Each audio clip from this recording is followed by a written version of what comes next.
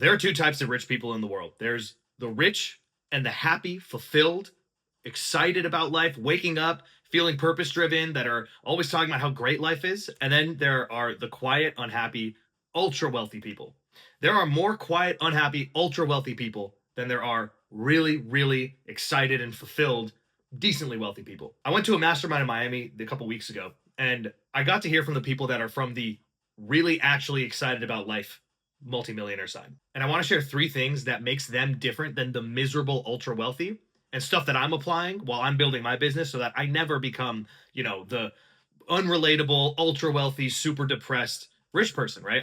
Nobody wants that. Everyone wants money and everyone wants happiness, but a lot of times they will trade one for the other.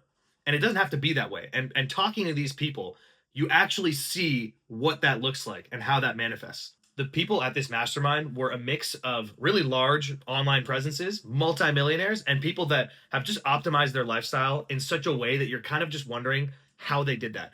We had a guy speak who scaled a company that you probably know from $8 million to $50 million in less than a year after being addicted to drugs for almost a decade. We had another guy who learned how to make money online and craft a lifestyle. We had another guy who learned to make money online and craft a lifestyle for himself that was so unique and so cool that he decided to retire for 2 years and just travel around with his girlfriend that he picked up along the way in some South American country. These are two very different versions of success, but in both of those people's minds, that is the ideal lifestyle for them. And a lot of people get mixed up when they start looking for ways to make money. They just look at someone else's lifestyle and they want to adopt that exactly. That's not the goal. These guys explained the goal is to create a lifestyle around what you actually want. So there's three things that I learned. I'm going to go through them because they're things that I'm starting to apply right now, and they are already starting to make a change in my life, the way I approach my businesses, everything. First thing, shorten your time horizon. A lot of people, when they want to get good at something, they say, I want to get good at golf, or I want to get good at speaking Spanish, and I'm going to get good this year. So they say, great, I'm going to take a class or two a week, and I'm going to practice a little bit here and there. Maybe I'll do Duolingo, a couple times a week as well. And then over the course of the year, you spend the entire year getting like beginner level good.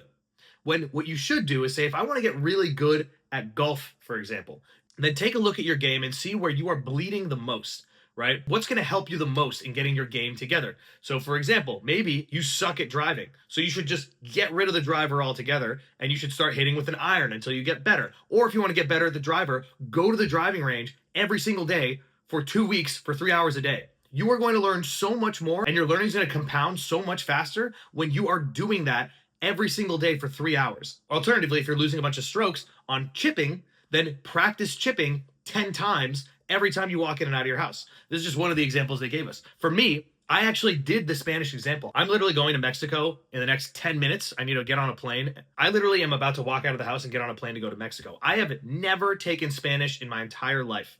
And I had 2 weeks before this wedding in Mexico. And I decided, you know what? I actually want to get pretty decent at Spanish. So your options are, when you have 2 weeks to go, how are you going to be serviceable in Spanish? I said, I'm going to shrink my time horizon and I'm going to take a class every single day. I'm also going to do Duolingo every single day.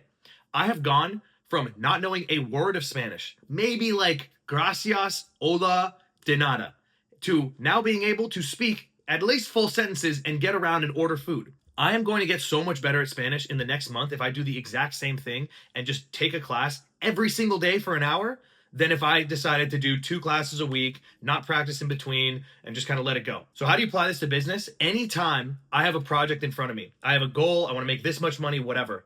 I ask myself, if I want to do that this year, how would I do it in half a year? How would I do it in 1 month? Because that is going to shape the way that you approach your plan. And that actually is going to probably get you the answer that you were going for faster too. Shorten your time horizon. It will change everything for you. When I asked the drug addict executive how he scaled his company from 8 million to 50 million, he said, I didn't talk about the business at all in the beginning. All we talked about was how you start your day, what you spend your time on, your approach. And I didn't really get this. I hate advice like this, frankly, because I'm like, of course, a morning routine or something. But when you start taking maybe the 1 or 2 things that really matter to your sanity and you start applying that, you actually start to see the benefit. So for example, for him, he has a 5-step thing. He reads the Bible, he gets up early, he meditates, etc. For me, I need to go work out first thing in the morning, then I need to journal. And if I do that and I have enough kind of free space, my best work comes out.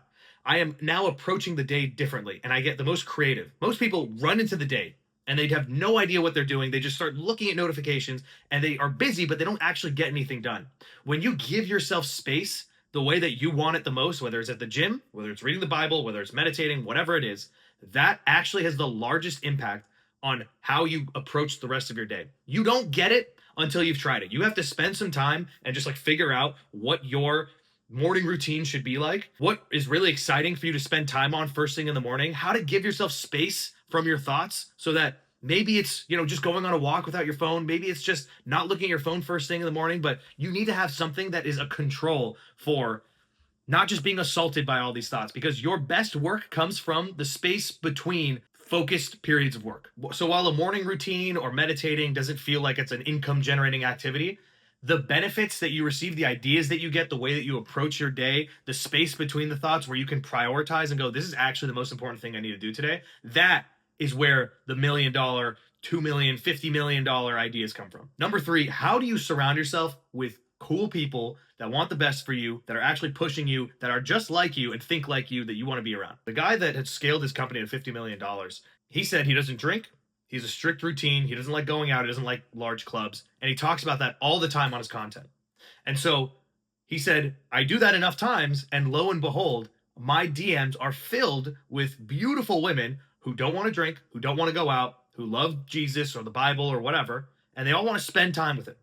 Because what he's putting out is what he's getting back in. And the same thing for the nomad entrepreneur who went and designed a lifestyle where he could go and make some money in a sprint and then retire for 2 years.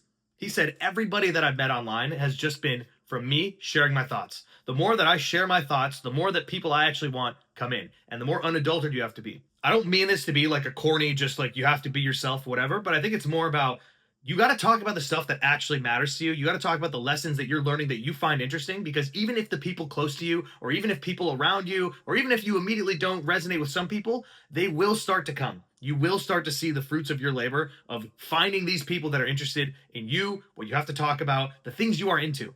But that only comes from you putting effort out. It's like anything else too. If you want to go and you want to find your ideal clients, you have to put effort out. And so when it comes to being able to get around the right people, when we ask them, how did you build this lifestyle where you're surrounded by all of these interesting people? Their response was, I didn't do anything except talk about the stuff that I wanted to. I'm not going and networking. I'm not going and finding an event to go hand out my business card at. That stuff does not work. That's how you find those people that feel like they're cut from the same cloth. That's how you get around people that are interested in what you're doing, that are talking about ideas that you want to be around. It's not just about going and finding them online and DMing them, but you also got to go online and you need to share who you are, what you think about, what you find is interesting, the struggles you had. That stuff is just as important too. This mastermind was less about making money, and it was all about lifestyle design. Who do you want to be around? What do you want your life to look like? Who do you want to spend it with? That is really what every entrepreneur and really every person should be asking themselves. Because a life where you make a lot of money, but you hate what you do day to day sucks. You would rather have a life where you do exactly what you want to do, but make less money. Because what do you need the money for at that point if you're doing exactly what you want? So I've been applying these lessons every day since this mastermind, and it has already, I've started to see a major effect in my life. So I recommend you do the same. Let me know if you have questions, and I'll see you later.